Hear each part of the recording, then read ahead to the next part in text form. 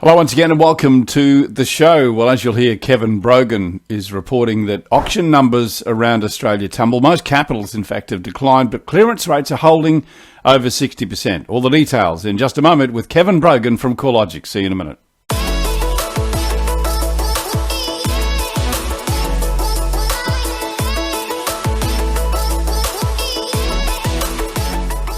Point your clients in the right direction with our range of directional signage.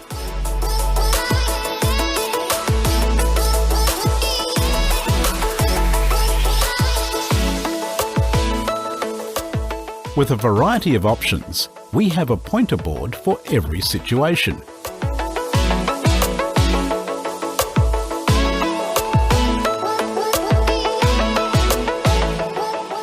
Made with quality, durable materials, they're built to withstand our varying weather.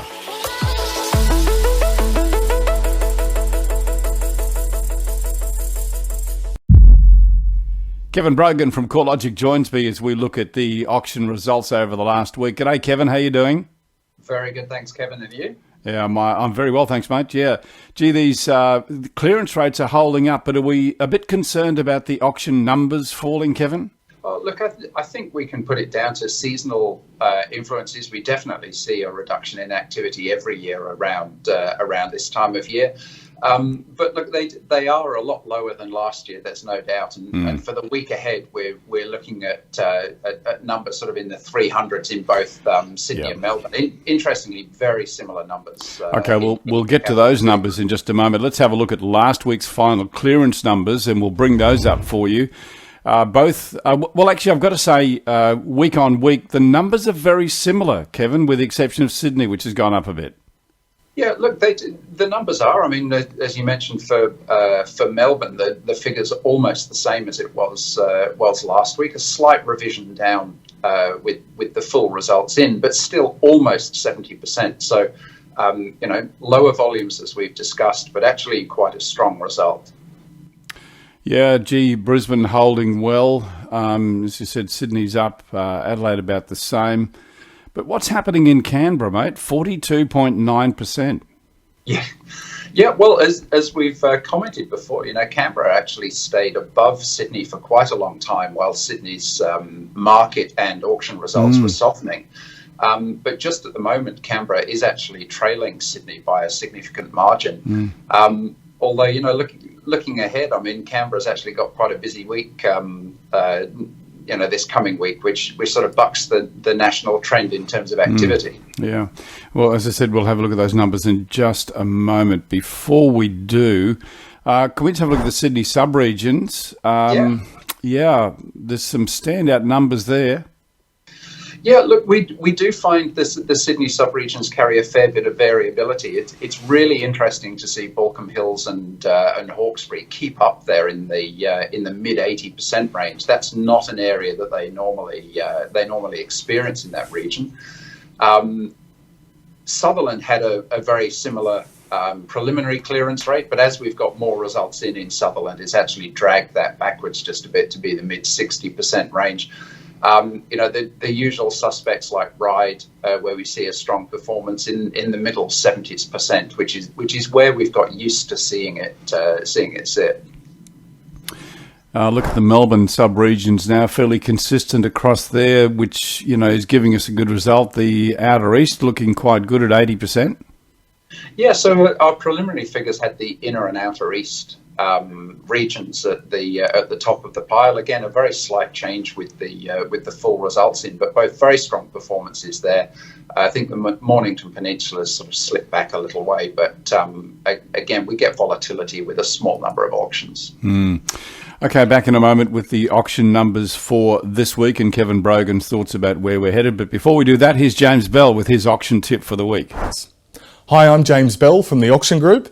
Each week, buyers move in and out of the market, and an auction campaign has a way of capturing and maintaining interest of buyers for an extended period of time, due to its steady march towards auction day. Your property has the opportunity to come to the attention of new buyers as they enter the marketplace each week throughout the course of the campaign. Auction campaigns will normally run for 4 weeks to allow a breadth of buyers in the marketplace to become aware of the property through its marketing. Although it is sometimes a tactical decision made to shorten or lengthen that based on a number of factors.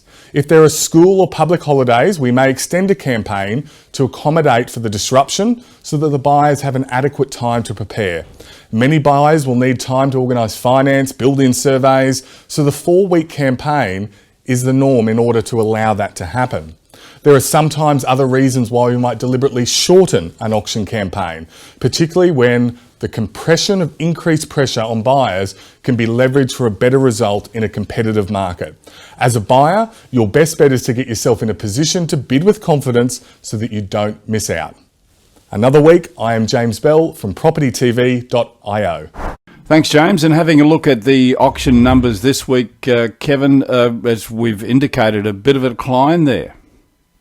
Yeah, look, in both Sydney and Melbourne, we've got 343 and 350 respectively. Those are very low volumes.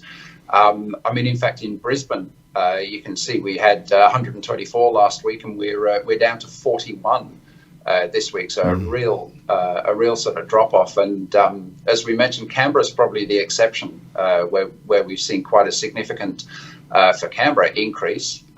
But in capital city terms, 58 is a small market. Yeah, it'll be a great result for Canberra if it can hold that clearance rate up like we've seen in the last couple of weeks. That'll be a good result.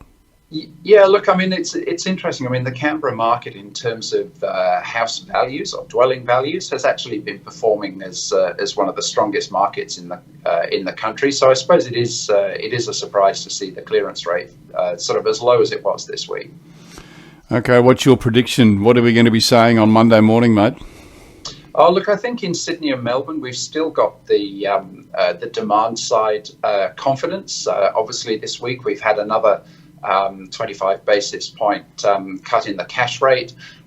We've seen the banks pass that on. So, look, that's going to act as a boost to confidence.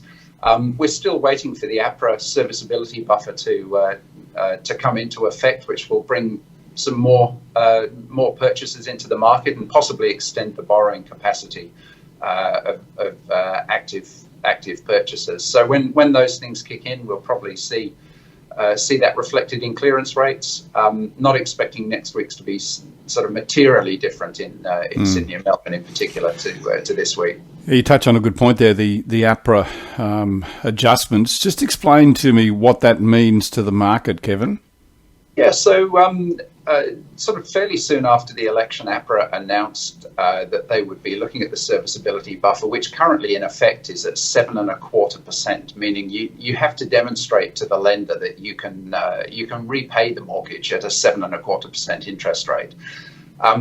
That's obviously a lot higher than we have now, and it can act as a barrier to entry into the market. What APRA have proposed is, in a low interest rate environment, a sort of floating 2.5% would be an appropriate buffer. So you'd only have to look at a rate 2.5% above what you're intending to borrow. Okay. It basically means with the focus that banks have on household expenditure, more people should be able to meet that criteria and therefore enter the market. Existing bidders would actually be able to borrow a little bit more as well on that scenario. With the RBA rates down now to 1%, there's not a lot of room to move. I suppose there's only potentially another 4 movements if they go at 0.25% each time. So there's not many levers left to pull, are there? No, that's absolutely right, and I think as we mentioned, that serviceability buffer is probably more significant at this stage than those 25 basis point cuts in terms of potentially bringing people into the market.